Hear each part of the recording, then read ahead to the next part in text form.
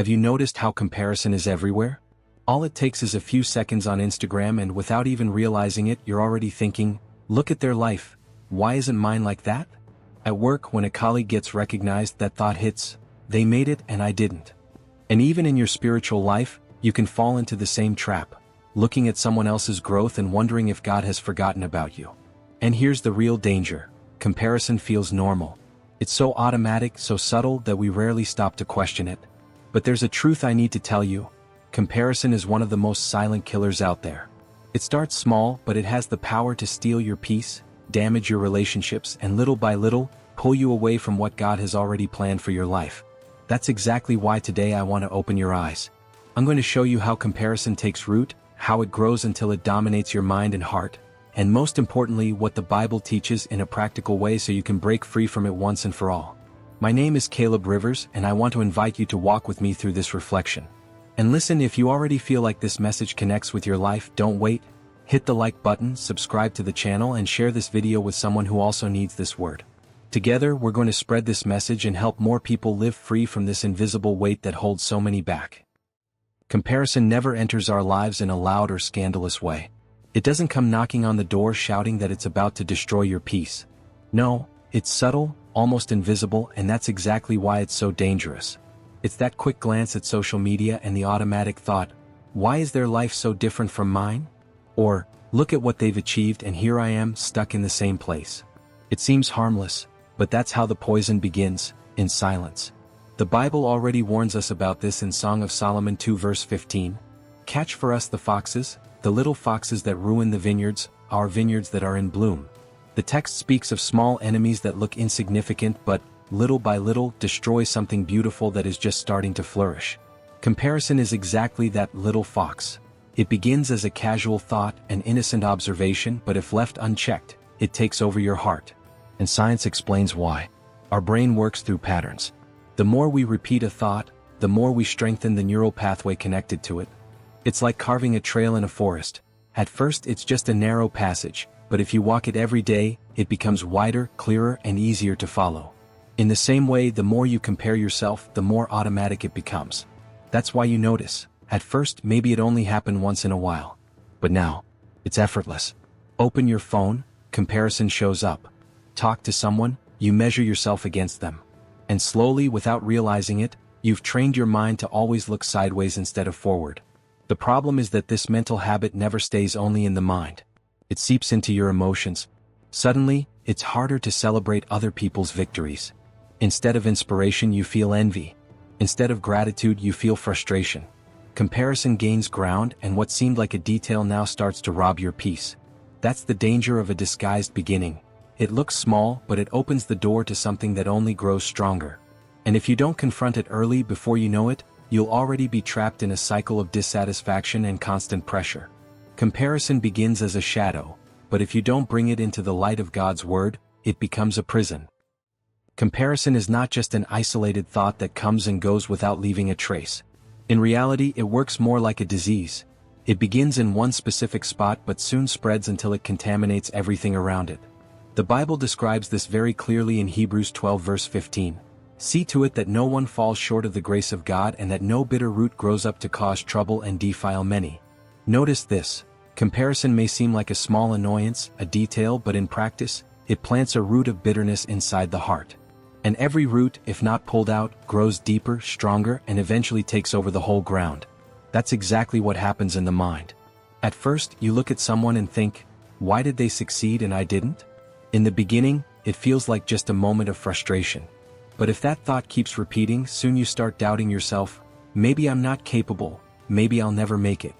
Then the doubt shifts to a more dangerous target. It's no longer just about you but about God. Did he forget about me? Does he care about others more than he cares about me? And here's the truth, this process never stays locked inside of you. It always spills out. It spreads into relationships. How many friendships have been broken because of comparison? How many families live under a silent cloud of competition? Siblings who no longer celebrate each other, spouses who feel like they're in a constant rivalry, co-workers whose respect has been corroded by envy. And the most dangerous part is this. Once comparison takes root, it changes the very way you see life. Nothing ever feels enough. Everything seems too little. Even when you achieve something, instead of enjoying it, your eyes immediately look sideways. But they did more, they got further. Gratitude fades, and dissatisfaction becomes the lens through which you interpret everything. Science confirms what the Bible already warned us about. Studies show that unresolved negative emotions, like envy, frustration, and jealousy, which are the direct fruits of comparison, increase the risk of depression, anxiety, and even heart disease. The body itself reacts to the weight the heart is carrying. In other words, comparison doesn't just rob you of spiritual joy, it can even destroy your physical health. And maybe you're realizing this in your own life right now. Maybe you felt your faith growing weaker, your relationships more fragile, your inner peace slipping further and further away. The truth is simple: comparison might have started small, but by now it may already be spreading. But this isn't the end. Because there is an even more dangerous stage of comparison. Comparison starts small, almost invisible. Then it spreads like a disease that weakens relationships, faith, and even health. But there's an even more dangerous stage, when comparison turns into a fire that consumes everything. Think about a wildfire. It never begins with massive flames. Just a spark. Something that looks harmless, controllable. But if it's not put out right away, the fire grows, gains strength, and by the time you notice, it's already too late. Comparison works the same way inside us. And what does this fire consume? God's purpose for your life.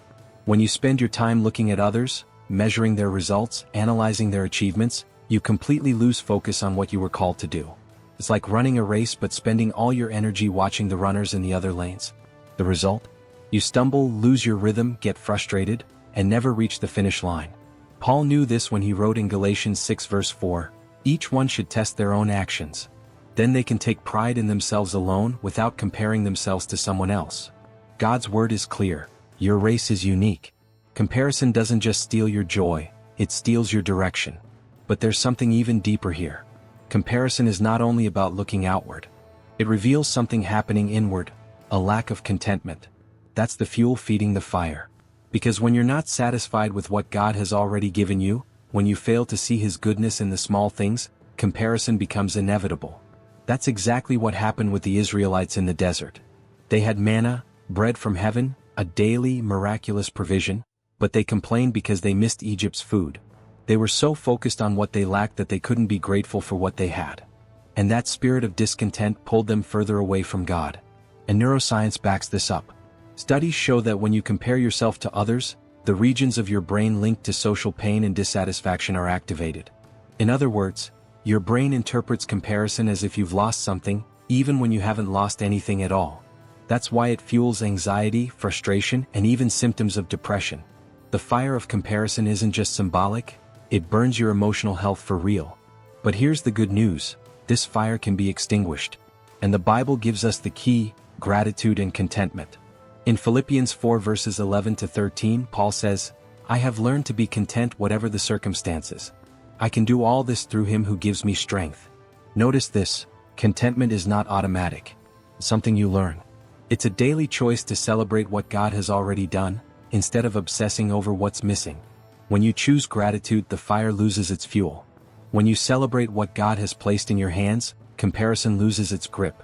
And when you embrace the truth that your race is unique, the enemy loses the power to distract you. The fire of comparison can only be defeated when you realize that God's plan for your life is different from His plan for anyone else. And that the grace He has given you is more than enough to fulfill your calling.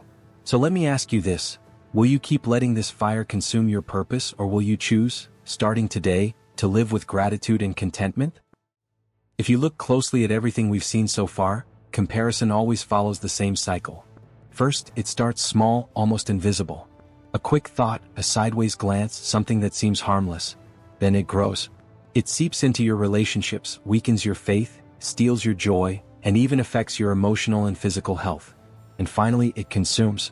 Like an uncontrollable fire, it pulls you away from God's purpose, making you run races that were never yours to begin with. But the Bible doesn't leave us without an answer. It gives us a clear path. 1. Recognize the danger of comparison. 2. Cut it at the root by cultivating gratitude and contentment. 3. Fix your eyes on Christ, not on what others are living. And this is where everything changes. Because when you choose to thank God for what He has already done, you stop living as a victim of comparison and start living as a beloved child who trusts in the Father's care. Gratitude transforms your heart, your mind, and the way you see life. So here's my invitation: don't let this message die here.